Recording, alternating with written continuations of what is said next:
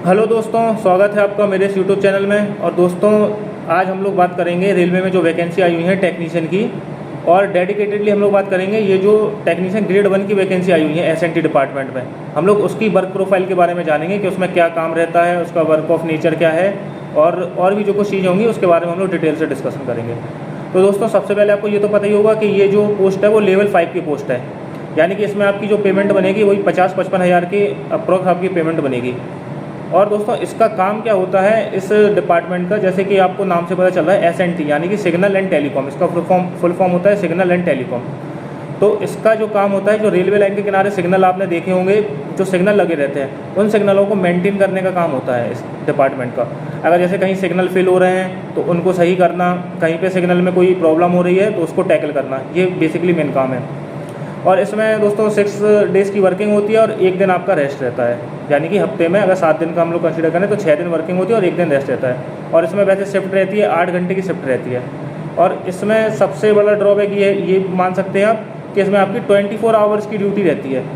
हालांकि काम आपको 24 घंटे नहीं करना है, काम आपको 8 घंटे ही करना है। 8 घंटे की आपकी शिफ्ट रहेगी, लेकिन 24 घंटे की ड्यूटी होने का मतलब क्या है कि आप हेड क्वार्टर छोड़ के नहीं जा सकते। अगर आपको हेड क्वार्टर छोड़ना है तो आपको परमिशन लेनी पड़ेगी। हेड क्वार्टर छोड़ के नहीं जा सकते का मतलब ये है कि आपको हेड क्वार्टर के अंदर ही रहना पड़ेगा, यानी कि आपको 8 किलोमीटर के अंदर रहना पड़ेगा। जहाँ पे भी आपकी प्लेस ऑफ पोस्टिंग है उसके 8 किलोमीटर की रेडियस में आपको रहना पड़ेगा। इस 8 किलोमीटर के अंदर रहने का आशय ये हैगा कि आपको कभी भी बुलाया जा सकता है। जैसे कि आप 8 घंटे की ड्यूटी करके गए और जैसे फिर सिग्नल फेल हो गया तो आपको कॉल करके कभी भी बुला लेंगे। आपके जो सुपरवाइज़र होंगे, जो आपके अधिकारी होंगे, वो आपको कभी भी बुला लेंगे और आपको 15 मिनट के अंदर पहुँचना पड़ेगा। दोस्तों, इसका सबसे बड़ा ड्रॉबैक यही है इस पोस्ट का, सिग्नल एसएनटी डिपार्टमेंट का। हालांकि ऐसा रेयरली होता है, ऐसा ज़रूरी नहीं है कि कहो आपका 2-2, 3-3, 6-6 महीने तक कभी फेलियर ही ना हो। मतलब कि आप जो भी फेलियर होगा आपकी ड्यूटी टाइम में फेलियर हो सकता है। मतलब ऐसा नहीं होगा कि आपको कभी मतलब फ्रीक्वेंटली बुलाया जा रहा है, लेकिन ये तो आपको कंसिडर करके चलना ही पड़ेगा कि आपको कभी भी बुलाया जा सकता है और आप हेड क्वार्टर छोड़ के नहीं जा सकते। मतलब कि अगर आपका घर और आपकी प्लेस ऑफ पोस्टिंग के बीच में 20 या 25 किलोमीटर की दूरी है तो आप ये नहीं कर सकते कि आप अप डाउन कर लें। आप अप डाउन करने की आपको परमिशन नहीं मिलेगी, आपको हेड क्वार्टर के पास में ही रहना पड़ेगा। और दोस्तों, इसमें ये भी बात है कि ये जो एसएनटी डिपार्टमेंट है इसकी पोस्टिंग हर स्टेशन पे होती है, यानी कि ज़रूरी नहीं है कि आपको कोई मेन जंक्शन ही मिल जाए। जो छोटे से छोटा स्टेशन होगा आपकी वहाँ पे भी पोस्टिंग हो सकती है। तो आपको वही बेसिक सुविधाओं के लिए भी आपको थोड़ा बहुत करना पड़ेगा, थोड़ी बहुत जद्दोजहद करनी पड़ेगी। यानी कि हो सकता है आपकी पोस्टिंग किसी ऐसे रिमोट एरिया में हो जाए जहाँ पे केवल स्टेशन ही हो, स्टेशन के आसपास ना कोई मार्केट हो, ना कोई आपको घूमने फिरने की जगह हो, तो फिर आपको उस चीज़ को भी कंसीडर करना पड़ेगा। लेकिन इसमें ऐसा होता है कि आप जैसे आपकी पोस्टिंग हो गई है तो आप बाद में ट्रांसफ़र वगैरह ले सकते हैं। जैसे आपके घर के आसपास आपकी पोस्टिंग हुई है तो अगर आपके घर के आसपास जो कोई बड़ा स्टेशन हो तो आप उसकी ऑन रिक्वेस्ट लगा देंगे तो आपका 1-2 साल में आपका ट्रांसफ़र हो जाएगा। लेकिन जो बड़ा स्टेशन होता है, जो मेन जंक्शन होता है, वहाँ पे इसकी 3 शिफ्टें चलती हैं इस डिपार्टमेंट की, यानी कि 8-8 घंटे की 3 शिफ्टें चलेंगी। मतलब इसकी नाइट में भी ड्यूटी होगी। लेकिन जो आपका छोटा स्टेशन होगा, छोटे स्टेशन में आपको नाइट शिफ्ट नहीं करनी पड़ेगी। छोटे स्टेशन पे जनरली एक ही शिफ्ट होती है 10 से 6 की।